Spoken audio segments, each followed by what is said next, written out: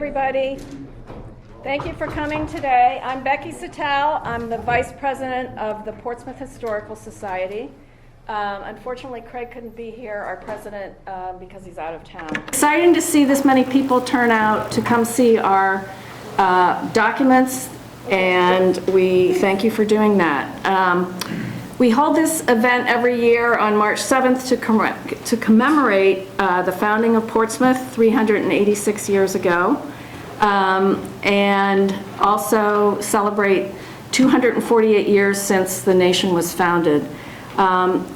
Here we have our archival documents, the original compact from 1638, which was brought down thanks to the Portsmouth Police, and Ashley Salima from the State Archives. So we hope that we get funding to build a brand new archives sometime in the near future.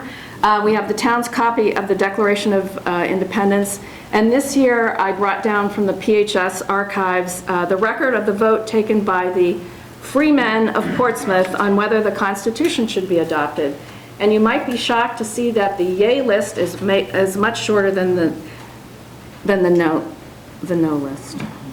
I'd like to recognize Jennifer West, who always works hard to organize this. The Newport Artillery comes every year. Thank you so much, Secretary of State Amore, for attending.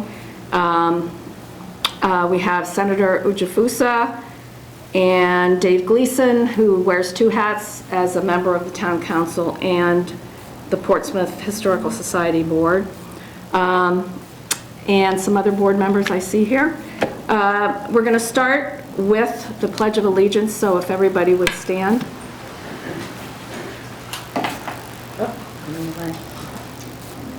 I pledge allegiance to the flag of the United States of America and to the republic for which it stands, one nation, under God, indivisible, with liberty and justice for all.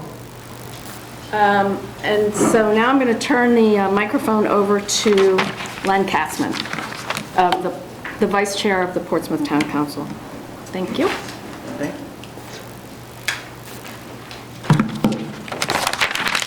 Good afternoon, everyone. The program calls for, I'm Len Katzman, I'm Vice President of the Portsmouth Town Council. The program calls for me to stand here and give welcome and remarks. So, welcome. And I'll try to keep my remarks brief. And I'll leave most of the historicity to our historian. The compact states the seventh day of the first month, 1638, how March is the first month. Well, we incorporate ourselves into a body politic. A body politic is a group of people, metaphorically, who organize, metaphorical body, who organize into some form of government. What their form of government was, we don't know. Maybe some have opinions on that. But a body politic by itself doesn't state what kind of government it is. Body politics have existed that are elected representative republics or inherited monarchies and everything in between. I sometimes think about who the we are that incorporated. Anne Hutchinson is frequently referenced as a founder of Portsmouth. She didn't sign it. She's not among the we who incorporated into a body politic. Who else was left out? Who was present but not able or allowed to sign it? All I know is today we need to seek to continue to enfranchise as many people as possible into our body politic that exists today. And with that, I'll turn it over to I believe that's the next, I don't have the... Secretary of State. Secretary of State, sorry, I didn't. If I had my program in front of me, as I should have. Rhode Island Secretary of State, Greg Ligamore, thank you for coming to Portsmouth again for this event. Thank you very much. Thank you. All right, take care. Good afternoon. So as long as I keep getting invited and I'm still Secretary of State, I will always be here for this. As a longtime history teacher, this this makes me happy for a whole host of reasons. Now, Councilman Caspin pointed out what I talk about a lot when I visit schools, and I think we've been in 55 high schools since I've taken office, talking about the history of voting rights. In fact, Senator Ujafusa attended the one at Portsmouth High School. And, we talk about the promise of the Declaration of Independence and the promise of the Constitution of the United States. And that's important, right? Because we talk about inclusiveness and who was able to participate in that body politic. And the promise of those two documents is that we will continue to be inclusive. When I was teaching history at East Providence High School, I often talked about the idea of the seeds of the American Revolution and where those seeds were planted.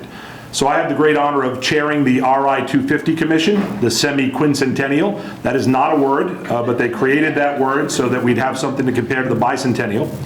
And over the course of the next 2+ years, we will be commemorating, celebrating, marking the anniversary of the signing of the Declaration of Independence and of the American Revolution. But the American Revolution was an evolution. And it began with the seeds being planted in places like Portsmouth, with that body politic, which in some ways was certainly self-government.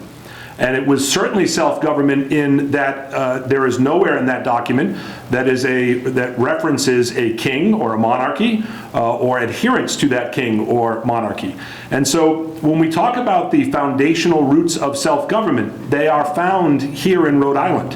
When we talk about the foundational roots of separation of church and state, of freedom of conscience, of the ability to practice one's religion freely, they are founded here in the seeds of the Portsmouth Compact. That is really important because there is no Declaration of Independence, there is no Constitution of the United States, there is no Bill of Rights that would exist as we know it today without these seeds being planted in 1638. That is a significant story that we as Rhode Islanders should tell all the time, just like we should tell the story of the Gaspee all the time. All due respect to those folks in Boston, it cannot compare to that Tea Party in Boston. And so our effort is to make sure we tell this story in classrooms and all over the state, but we also want to tell this story in a state-of-the-art archives. And I appreciate Rebecca talking about the archives and the fact that we need this building. Rhode Island is the only state in America that leases archive space. The only state in America. We are the only state in New England and the only of the 13 original states and colonies that does not have a purpose-built archives. We've got about 15% of our great archives and documents that are not being preserved according to best practices. We need to do something about that. And we're running out of space. We think we have an opportunity to tell this story. And this document is our oldest document at the State Archives. I am honored to be the caretaker for these years that the people of Rhode Island will allow me to.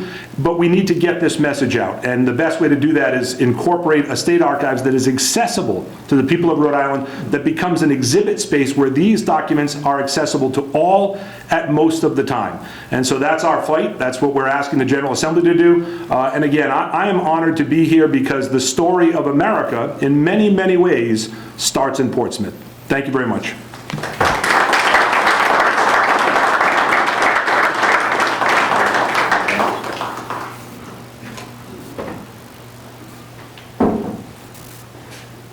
Next up is our town historian and Portsmouth Historical Society board member, who really doesn't need an introduction, right? Jim Garman.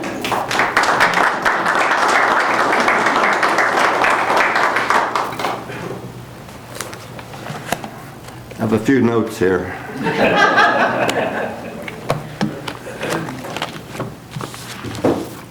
The Portsmouth Compact. What a treat it is to have this document here for, I believe, the 7th year in a row. The idea of being able to walk up to a document that was written in 1638 and look at it and see the signatures and it's readable is a really special treat. It significantly precedes the U.S. Constitution, the Declaration of Independence, and a few other things that we've seen in various places, especially in Washington, D.C. Just a little bit of historical background. The Massachusetts Bay Colony was settled in 1620. And what they created there they had a document too. They called it the Mayflower Compact because they were sailing on the Mayflower ship. And the intention of that compact, much as the intention of this compact was to gather together, stay together for the common good and protect each other. It's hard for us to imagine in 1620 with a bunch of settlers coming on Cape Cod and saying, where are we? What are we going to do?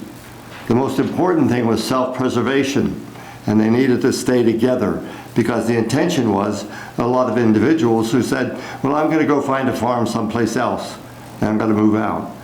But they didn't. They pretty much stayed together, and of course that brought about the initial settlement of Boston. The settlement of Massachusetts Bay was what we call a theocracy. A theocracy where the ministers were the political as well as the religious leaders. And while we look back a few centuries before here, we might think that that was somewhat repressive because the religious leaders were in charge of the political life. And maybe if you didn't want to be part of that religious life, you were in trouble. Well, that's exactly what happened. The very important person for the settlement here in this area was the Reverend John Clark. John Clark was a Baptist minister who came to Boston in 1637. And he was not happy about the fact that the Puritans were totally in control of everything.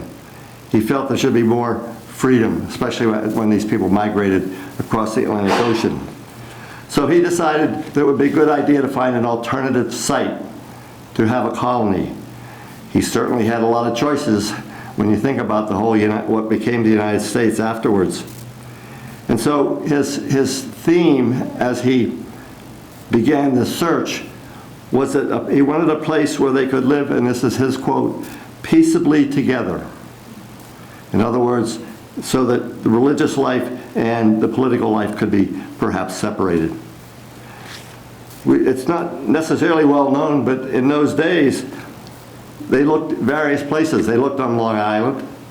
They looked in what became New Jersey and the Delaware Bay down in the state of Delaware, Pennsylvania. Meanwhile, we had this guy by the name of Roger Williams, a Puritan minister who had been kicked out of Boston. Kicked out because he was too independent. And so he was exiled from Boston. And so he decided to take some of his followers and go find a new colony. So he did. And he ended up in what we today call Seekonk. Seekonk, however, was still part of Massachusetts Bay. So he decided to go across the river and establish Providence. That's in 1636. Okay. So he had been exiled out. He offered to the people that came to this area, he offered two alternatives of places they could go to set up a new colony. One was what was called Sowams, S-O-W-A-M-S, Sowams, which is part of Bristol over in that area, and the other was Aquidneck Island.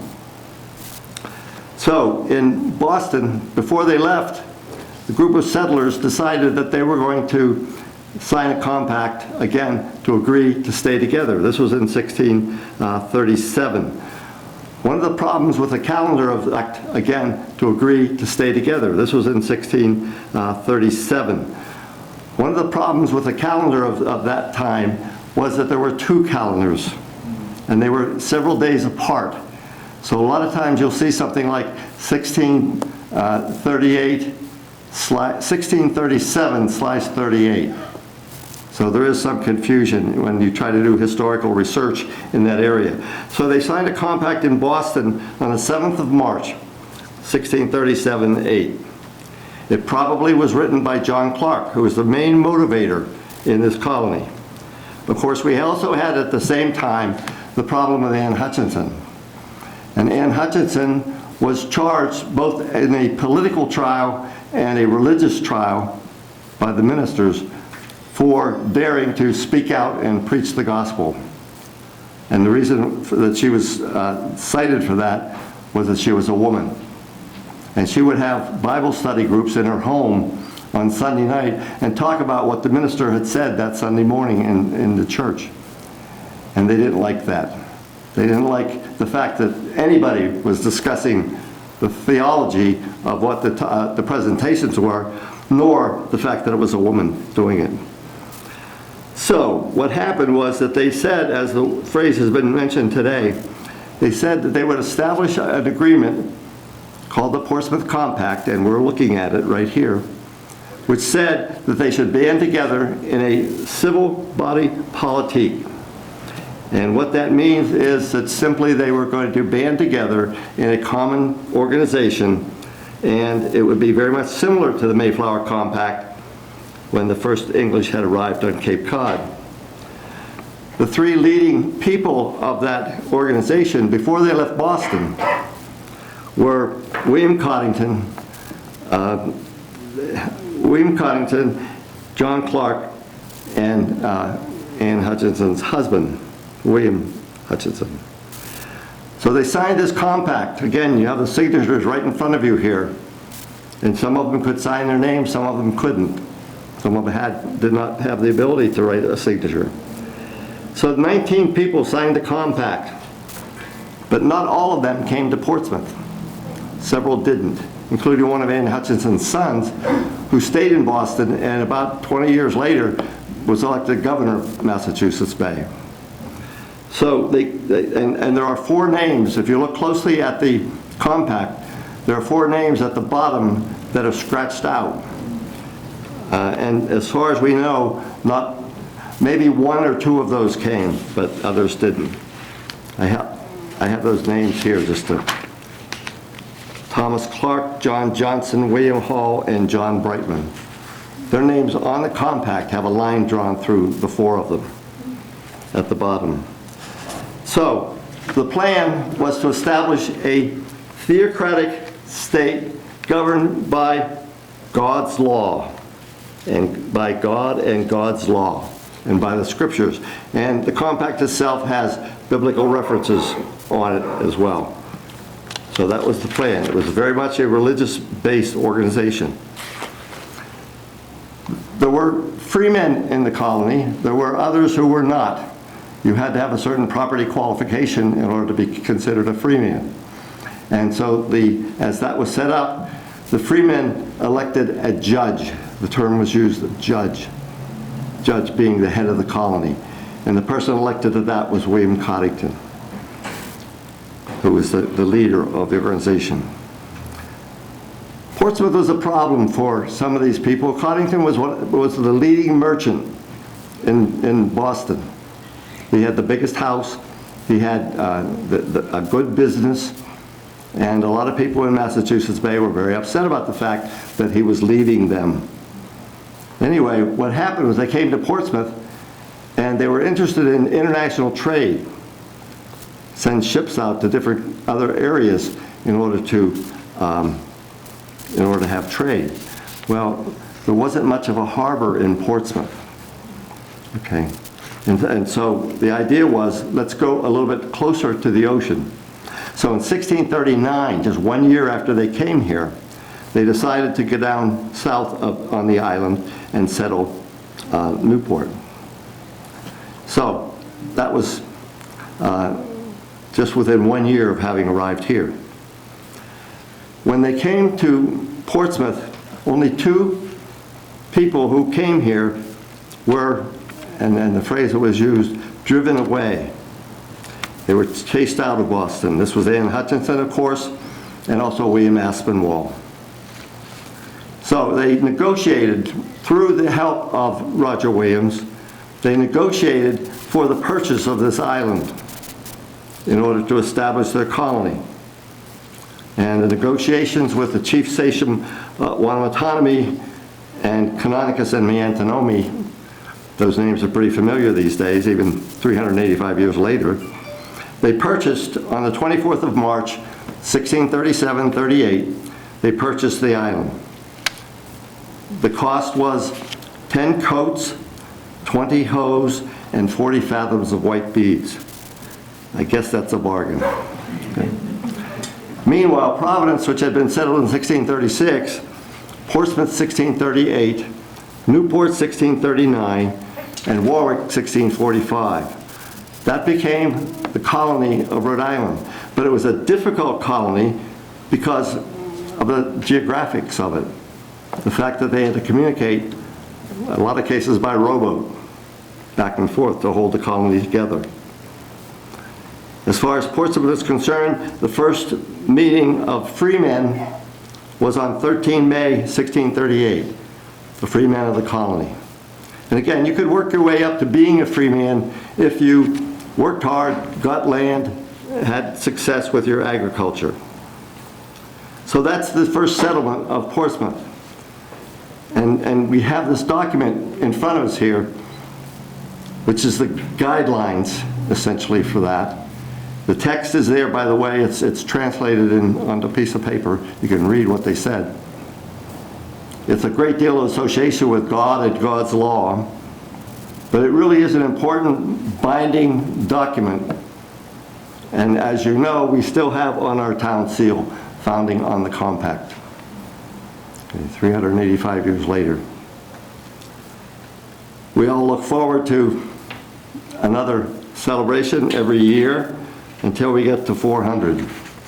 And that will really be a special, that'll be a really big party, so do that. So anyway, so that's the settlement, how settlement of Portsmouth came about. Obviously, the settlement of Portsmouth did not stick together. These families separated, went different ways. And of course, they had plenty of space to go to.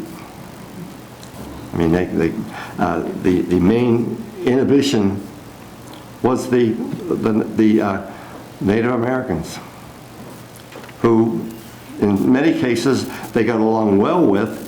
In other cases, there was hostility and wars.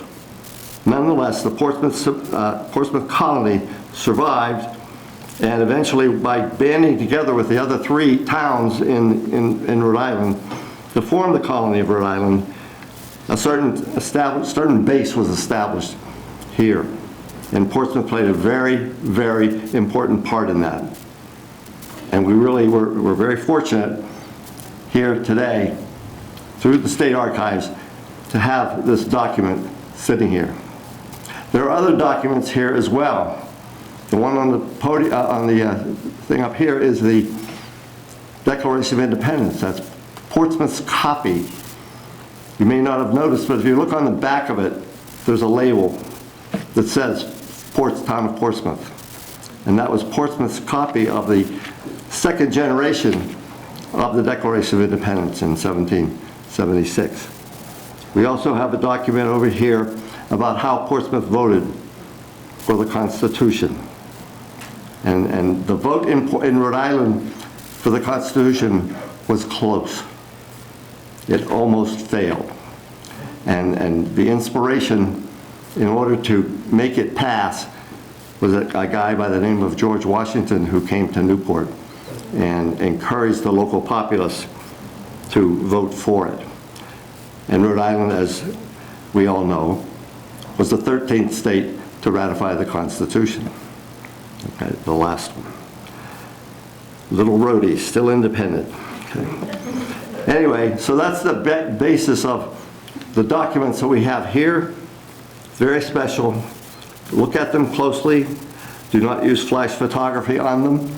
Well, I'm going to be up here, and others will be up here too to talk about them if you have any questions about them. So thank you very much. Really appreciate all you coming. Really happy to do this for you. Thank you.